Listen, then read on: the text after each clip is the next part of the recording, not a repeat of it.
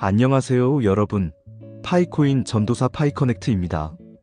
오늘은 굉장히 자극적인 주제를 준비했습니다. 바로 비트코인은 베타 테스트 코인이고 진짜 비트코인은 파이코인일까? 라는 주제입니다. 이 주제는 단순히 투자자들의 호기심을 자극하는 음모론적인 이야기로도 보일 수 있지만 실제로 비트코인의 역사와 파이코인의 철학, 그리고 현재 글로벌 금융이 블록체인에 투영하는 기대를 차근차근 살펴보다 보면 꽤 설득력 있는 시나리오로 이어질 수도 있죠. 그래서 이번 영상에서는 그냥 피상적인 가설이 아니라 역사적 사실과 현실적인 흐름을 근거로 분석해 보려고 합니다. 비트코인은 2009년 사토시 나카모토라는 익명의 창시자에 의해 등장했죠. 당시 백서에서 제시한 비전은 중앙화된 금융 시스템을 벗어나 탈중앙화된 화폐를 제공한다는 것이었죠. 그러나 그 당시 기술적 한계는 분명 존재했습니다. 첫째, 비트코인은 채굴 구조가 GPU, A식으로 옮겨가면서 일반인이 접근하기 어려워졌습니다. 결과적으로 채굴 권력은 특정 소수에게 몰리게 되었죠.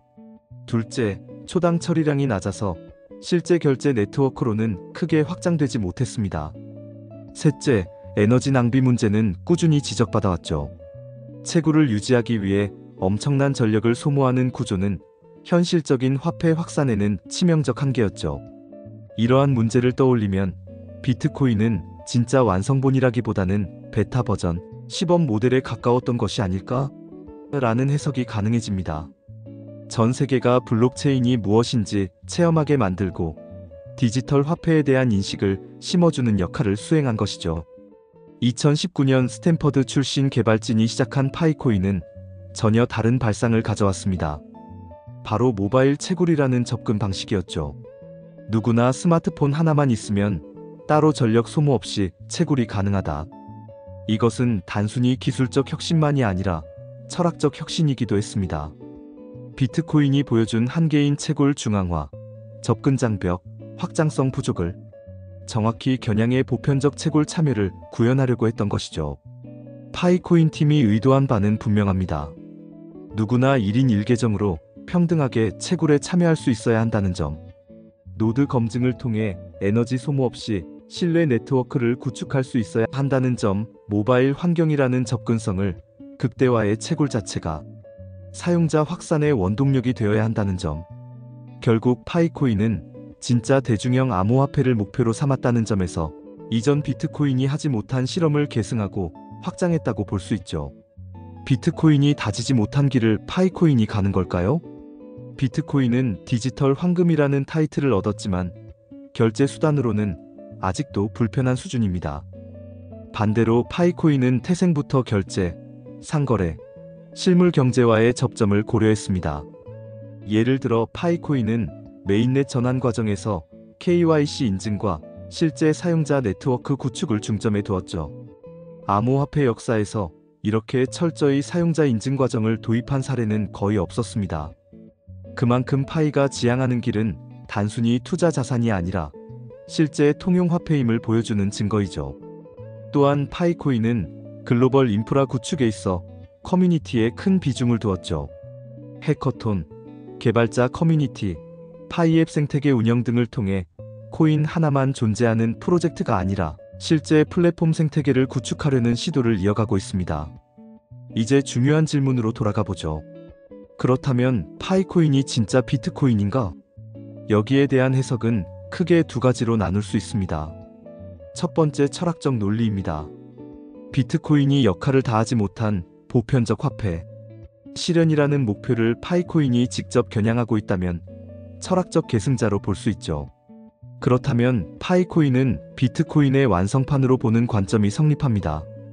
두 번째, 현실적 관점입니다. 글로벌 금융 질서가 파이코인을 진짜로 채택할지는 아직 모릅니다. 파이가 실제 거래소 상장 후 가치가 형성되는 과정, 법정화폐와의 관계, 규제 당국과의 조율이 필수적으로 따라와야 하죠. 따라서 현실적으로는 잠재적 계승자라는 표현이 더 적절합니다. 즉, 파이코인이 진짜 비트코인이라는 주장은 아직은 과감한 가설이지만 그 가능성을 현실적으로 좁혀나가고 있는 중이라고 할 수 있죠. 만약 전 세계가 다음과 같은 상황에 접어든다면 파이코인은 진짜 비트코인의 자리를 차지할 수도 있습니다. 첫째, 글로벌 인플레이션, 달러 패권 약화 등으로 새로운 기축화폐 시나리오가 필요해질 때입니다. 둘째, 비트코인의 에너지 낭비 문제와 채굴 중앙화가 사회적, 정치적으로 더 큰 비난을 받을 때입니다. 셋째, 파이코인이 실제 경제 권역에서 상거래, 송금, 금융 서비스에 대규모로 채택될 때입니다. 이 모든 조건이 맞아떨어지면 파이는 단순히 또 다른 코인이 아니라 새로운 디지털 세계의 기축화폐가 될 가능성이 존재하죠. 정리하자면 비트코인을 베타 테스트 코인이라고 보는 해석은 어느 정도 타당성이 있습니다. 기술적 한계와 구조적 문제로 완성판 화폐라고 보기에는 부족했기 때문이죠. 반면 파이코인은 처음부터 그 한계를 극복하고자 설계된 프로젝트이며 오늘날 사용자 참여 구조, KYC 기반 네트워크, 커뮤니티 생태계를 갖추며 실제 화폐로서의 가능성을 높이고 있습니다. 그렇다고 해도 아직 전 세계가 파이코인을 진짜 비트코인으로 받아들였다고 말하기는 어렵습니다. 다만 비트코인이 세상에 던진 질문에 대해 파이코인이 현실적인 답을 내놓고 있다는 점은 부정할 수 없는 사실이죠. 결국 파이코인이 진짜 비트코인인가라는 질문은 단순히 명칭의 문제가 아닙니다. 누가 인류의 진짜 디지털 화폐를 실현할 수 있느냐라는 거대한 과제의 다른 표현일 뿐이죠. 저는 개인적으로 이렇게 봅니다.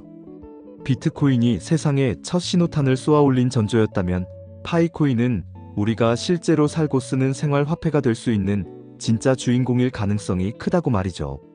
물론 그 가능성이 현실이 되려면 앞으로 더 많은 시간이 필요하고 글로벌 사회의 합의도 필요하겠지만 현재까지의 흐름만 본다면 파이는 분명 비트코인의 진정한 후계자 자리에 서 있다고 할 수 있습니다. 그게 바로 파이코인이 진짜 비트코인일지도 모른다는 이야기의 핵심이죠. 그렇기 때문에 우리는 앞으로도 파이코인의 여정을 주목하고 함께 걸어가야 하는 것이 맞습니다. 오늘 준비한 이야기는 여기까지입니다. 여러분, 끝까지 시청해주셔서 고맙습니다. 다음 영상도 더 흥미있고 유익한 이야기로 찾아뵙겠습니다.